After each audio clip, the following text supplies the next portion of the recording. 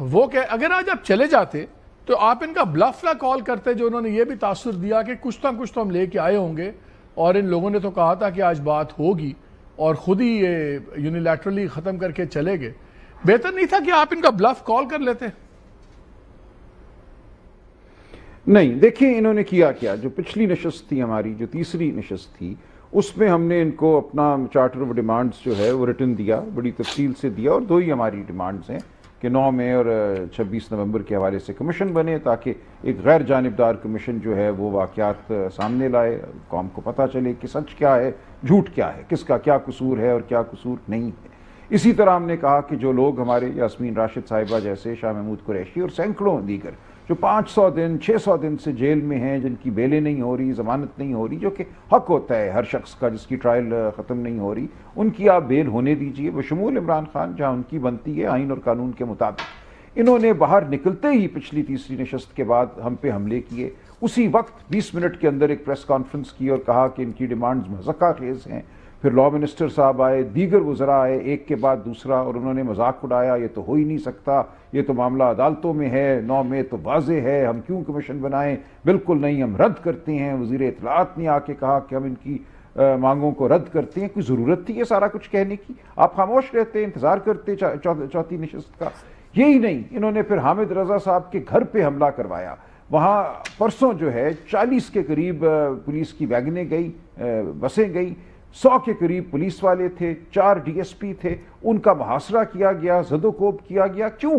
جب آپ ہم سے بیٹھنے کے متمنی ہیں 2 دنوں میں، تو جو مین ہمارا سپوکس پرسن ہے مذاکراتی ٹیم کا، اس کے گھر اور مدرسے پہ حملہ کرنے کا کیا مطلب تھا؟ مقصد یہی تھا کہ ہمیں ایک طرح سے ہزیمت کا شکار کیا جائے، یہ دکھایا جائے کہ ہم ان کو مار رہے ہیں، ان کا مذاق اڑا رہے ہیں، ہم ٹھٹھے لگا رہے ہیں، اور یہ پھر بسکٹ کھانے، چائے پینے ہمارے پاس آ رہی ہیں، یہ بالکل شاید لاچار ہیں. ایسا نہیں ہے. دیکھیے آپ نے اب خود دیکھ لیا، یہ قوم جاگتی جا رہی ہے. جو ہم بات 2 سال سے کر رہے ہیں کہ یہ حملہ پی ٹی آئی پہ نہیں ہے، یہ حملہ بنیادی اقدار پہ ہے. پاکستان کی آزادی اظہار ہو، وہ کھڑا ہونے کا حق ہو، وہ چلنے کا حق ہو، آرٹیکل 17، آرٹیکل 15 کانسٹیٹیوشن، ہر چیز پامال تھی. اور لوگ کہتے تھے یہ پی ٹی آئی کا مسئلہ ہے، پی ٹی آئی اب کیا کرے گی. ہم کہتے تھے یہ ہمارا مسئلہ نہیں ہے، یہ تمہارا مسئلہ ہے، یہ مالک کا مسئلہ ہے، یہ ہر اس شخص کا مسئلہ ہے جو ذہن رکھتا ہے، جو زبان رکھتا ہے. آج آپ ہمارے ساتھ کھڑے ہیں، ہمیں نظر آ رہا ہے. آج ہم نے پاکستان کی ہر سیاسی قوت سے بات چیت شروع کر دی ہے جو واقعتاً ان اقدار کے ساتھ کھڑا ہونا چاہتی ہے. مولانا فضل الرحمان سے آج مل کر آئے ہیں، آئندہ مزید ملاقاتیں ہوں گی. ہم خاقان عباسی صاحب سے ملے ہیں، ہم محمود خان اچکزئی کے ساتھ ہیں. خان صاحب نے کہا ہے مارنگ بلوچ سے جا کے ملو. ہم خیبر پختونخوا کی ہر طاقت سے ملیں گے، سندھ میں ہم جائیں گے، جی ڈی اے کی جماعتیں، دیگر جماعتوں سے ہم ملیں گے. ہم پورے پاکستان کو ایک نقطے پہ کھڑا کرنا چاہتے ہیں کہ ہماری جو بنیادی اقدار ہیں بحیثیت انسان، ان کا پاس کیا جائے. سیاست کو چھوڑ دیجیے، سلمان اب یہ بتائیں، سب کا معاملہ ہے، یہ معاشرے کا معاملہ ہے. کیا اب ہم دیکھ رہے ہیں کہ ایک بار پھر آپ ایک بھرپور احتجاج کی طرف جا رہے ہیں؟ اس لیے کہ جنید اکبر صاحب جو آپ کے کے پی کے اپنے پروونشل پریزیڈنٹ بنے ہیں پارٹی کے، وہ ہمیشہ سے بڑے ہارڈ لائنر سمجھے جاتے تھے، سخت تھے. آج وہ ایک ٹیلی ویژن پروگرام میں کہہ رہے تھے، انہوں نے کہا کہ جی ہارڈ لائنر جو پارٹی کے ہیں ان کو میں فرنٹ پہ لے کے آؤں گا. تو کے پی میں تو پہلے ہی ہارڈ لائن ہی چل رہی ہے کام. اب اگر منہ سے بھی وہ ہارڈ لائنرز کہہ رہے ہیں، اور جب یہ لگے بھی تھے تو سب نے کہا کہ یہ خان صاحب ایک بہت ہارڈ لائنر کو سامنے لے کے آئے ہیں، تو کیا اب ہم ایک دوبارہ ایک بھرپور احتجاج کی طرف جا رہی ہے پارٹی آپ کی سٹریٹس کے اوپر؟